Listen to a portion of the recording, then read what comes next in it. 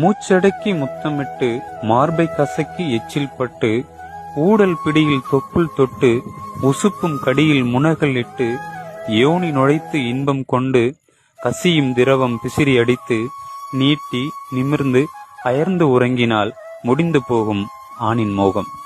ஆனால் பெண் என்பவள் உன் உணர்வு கடியில் உதடு வலித்து முரட்டு பிடியில் மார்பு வலித்து உருட்டு அசைவில் வயிறு வலித்து சுமக்கும் கணத்தில் உடல் வலித்து உணரும் வலியை வெளியே சொல்லாமல் வேண்டும் நேரமெல்லாம் உடல் பசிக்கு விருந்தாகி உணரும் சலுகையாக பிள்ளை வலியும் பெறுகிறாளே, அவளுக்கு என்ன செய்ய இயலும் முன்னால்?